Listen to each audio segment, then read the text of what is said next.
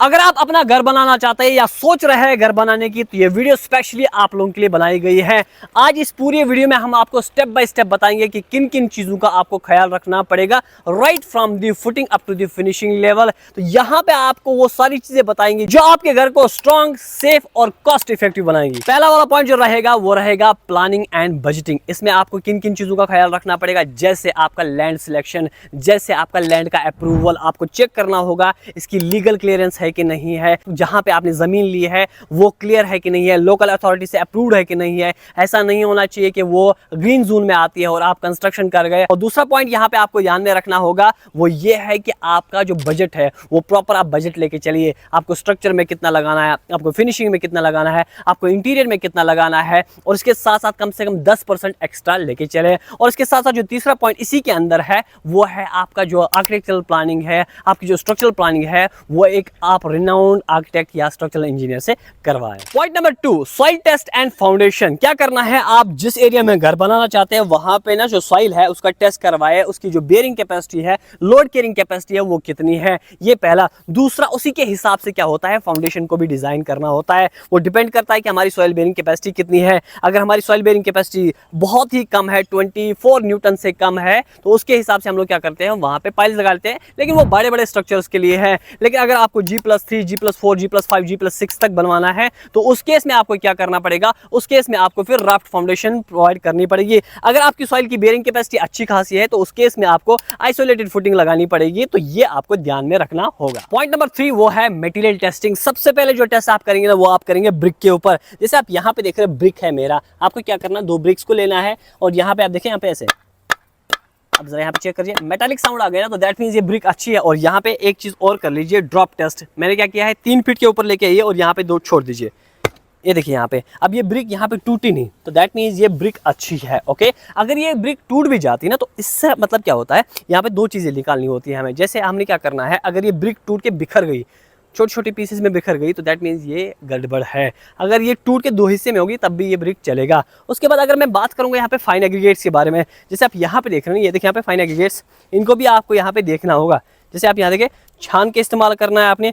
यहाँ पे जरा चेक करिए, मिट्टी निकल रही है इससे, ये देखिए यहाँ पे, ये देखिए यहाँ पे, ये बिल्कुल आपको यहाँ पे ध्यान रखना होगा। इसके साथ साथ एक चीज़ और आपको यहाँ पे ध्यान रखना है, वो है कोर्स एग्रीगेट्स। यहाँ पे आप देखिए कोर्स एग्रीगेट्स, अब हो सकता है आप कर पाए या नहीं कर पाए, फिर भी अगर आप यहाँ पे चेक करना चाहें तो यहाँ पे आपको प्रॉपर सीव एनालिसिस यहाँ पे चेक करना पड़ेगा कि ये उस क्राइटेरिया में आती है कि नहीं आती है। इसके साथ साथ आपको यहाँ पे देखना पड़ेगा जो आप स्टील यूज कर रहे हैं क्या वो रस्टी तो नहीं है। अब अगर मैं बात करूंगा जो हमारा सीमेंट है, सीमेंट जो हमारा है वो 3 महीने से पुराना नहीं होना चाहिए। पॉइंट नंबर 4 की बात करूंगा तो यहाँ पे आता है स्ट्रक्चर पॉइंट। जैसे हमारे पास कॉलम्स है, जैसे हमारे पास बीम्स है, स्लैब्स है, छज्जास है, तो यहाँ पे आपको M20 ग्रेड कम से कम लेके चलना पड़ेगा। मतलब 1:3 का रेशियो आपको लेके चलना पड़ेगा। और अगर मैं बात करूंगा आपको तराई कितने दिन तक करनी पड़ेगी, कम से कम 14 दिन लेके चलिए। अगर आप यहाँ पे 28 दिन करेंगे तो ज्यादा बेहतर रहेगा आपके स्ट्रक्चर के लिए। अगला जो पॉइंट है वो है ब्रिक वर्क के बारे में। जैसे आप यहाँ पे देख रहे हैं, ब्रिक वर्क आपको चेक करना है, इनके बीच में प्रॉपर मसाला भरा हुआ है, कम से कम 10 mm होना चाहिए।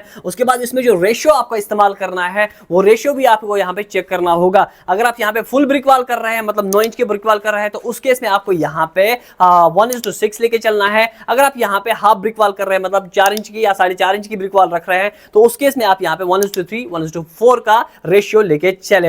अब यहां पे बात आती है सीमेंट की, वो सीमेंट आपको इस्तेमाल करना पड़ेगा। और बरसात आते ही हर घर बनाने वाले के दिमाग में एक ही टेंशन आता है कि क्या मेरा घर मजबूत बनेगा। क्यों? क्योंकि हमारी जो सैंड होती है, हमारे जो एग्रीगेट्स होते हैं वो वेट होते हैं। वेट होने की वजह से क्या होगा कि प्रॉपर एक बैलेंस नहीं बन पाएगा, किसमें, हमारी गिट्टी में, हमारी सैंड में, हमारे सीमेंट में और हमारे वाटर में। इससे क्या होगा, हमारा वाटर यहाँ पे ज्यादा हो सकता है। उसकी वजह से क्या होगा, उसकी वजह से ब्लीडिंग आ सकती है। और ब्लीडिंग की वजह से क्या होगा, हमारा जो कंक्रीट का जो टॉप पोर्शन है वो मजबूत नहीं बनेगा। अब इससे क्या होगा, इससे यहाँ पे हेयरलाइन क्रैक्स आ जाएंगे। दैट मींस यहाँ पे जो कंक्रीट की मजबूती है, कंक्रीट की जो स्ट्रेंथ है वो कंप्रोमाइज होगी। और ये एक इंडिविजुअल बिल्डर के लिए सबसे बड़ा सरदर्द रहता है। यहाँ पे आता है मैग्ना सीमेंट। महंगा जरूर है पर वर्थ इट है, क्योंकि मैग्ना की जो ग्रिप है, मैग्ना की जो बॉन्डिंग है एग्रीगेट्स के साथ, सैंड के साथ और पानी के साथ, वो अनमैच्ड है। हर घर के पीछे एक सपना होता है, एक ऐसा सपना जहां पे हम अपने परिवार को safe and strong shelter provide करते हैं। एक ऐसा घर जो एक जनरेशन नहीं, दो नहीं, कम से कम 3 जनरेशन के लिए चट्टान की माफिक खड़ा रहे। तो इस केस में सीमेंट की जो चॉइस होती है वो एक प्रोडक्ट नहीं बल्कि लाइफ टाइम का डिसीजन बन जाता है। और अगर आप अपना घर बना रहे हैं और स्ट्रेंथ के साथ कंप्रोमाइज नहीं करना चाहते हैं तो एक ही चॉइस है, बांगर मैग्ना सीमेंट।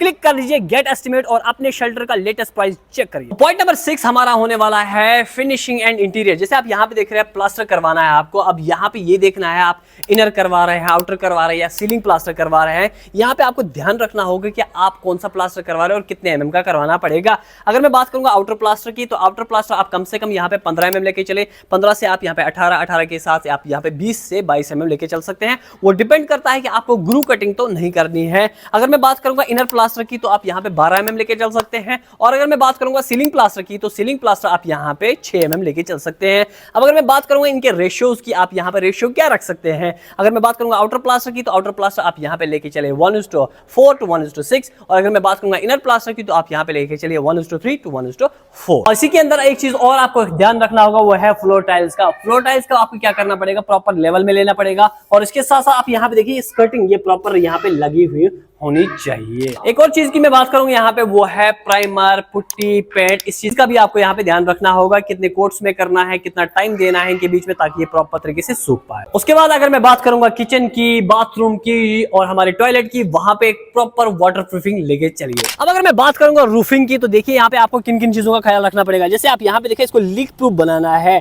मतलब आपको यहाँ पे स्लरी यहाँ से ना बाहर नहीं निकलनी चाहिए, उसकी वजह से क्या है हानि काम आ सकता है। उसके बाद यहाँ पे आप जरा चेक कर लीजिए, आप देखो प्रॉपर रेनफोर्समेंट बना हुआ है। क्यों? क्योंकि हम लोग ने यहाँ पे शेड्यूल प्रोवाइड किया है, शेड्यूल को फॉलो किया है, मतलब बीबीएस के शेड्यूल को फॉलो किया है। जैसे आप यहाँ देख रहे हैं ये मेन बार यहाँ पे लगा हुआ है, ये यहाँ पे आप देख सकते हैं टॉप एक्स्ट्रा लगा हुआ है। उसके बाद आप यहाँ पे जरा चेक कर लीजिए, यहाँ पे बेंड हो गया है। और इसी तरीके से आप देखिए यहाँ पे नीचे से बाहर गया, फिर यहाँ पे क्रैंक हो गया, फिर नीचे से फिर क्रैंक हो गया। इसके साथ साथ आप यहाँ पे जरा चेक कर लीजिए, यहाँ पे आप देखिए, यहाँ पे देखिए ये देखिए यहाँ पे ये बाइंडर बार्स यहाँ पे प्रोवाइड किए गए हैं। इसी तरीके से सामने की तरफ अगर आप यहाँ पे चेक करेंगे, लेट मी शो यू, यहाँ देखिए ये देखिए यहाँ पे टॉप एक्स्ट्रास प्रोवाइड किए गए। देखिए यहाँ पे ये एक छोड़ के एक टॉप एक्स्ट्रा, यहाँ पे एक छोड़ के एक टॉप एक्स्ट्रा प्रोवाइड किया गया है। उसके बाद जैसे ही आप ये पूरी स्लैब देख रहे हैं, बड़ी सी स्लैब है, यहाँ पे आपको क्या करना, कोशिश करनी है आपको ये पूरी की पूरी स्लैब एक ही दिन में इसकी ढलाई हो जाए। क्यों? क्योंकि इसमें वो ज्वाइंट्स बन जाते हैं, कोल्ड ज्वाइंट्स, वो थोड़ा सा हानिकारक होते हैं स्ट्रक्चर के लिए। इस चीज का भाई आपको यहाँ पे ख्याल रखना होगा। अगर मैं बात करूंगा क्यूरिंग की, अब आपको इसकी क्यूरिंग करनी है, तो क्यूरिंग के लिए आप कम से कम इसको 14 दिन दिया करें,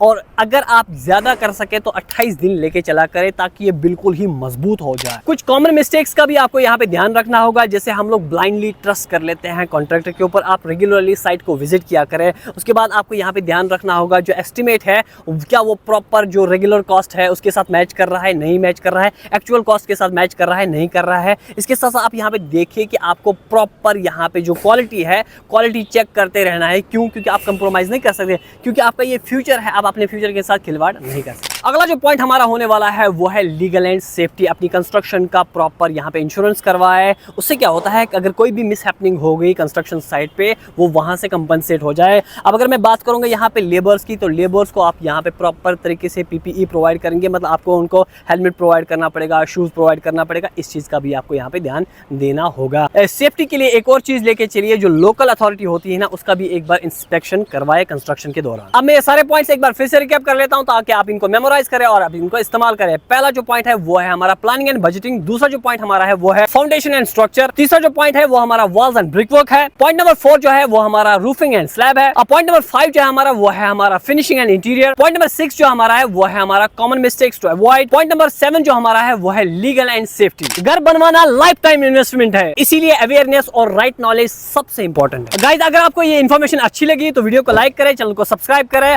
और आप अपने अपने सुझाव हमें कमेंट सेक्शन में जरूर दें। हमारा नया टॉपिक किस पे होना चाहिए। सो गाइस, मिलते हैं अगले वीडियो में नए टॉपिक के साथ। Till then bye bye, take care.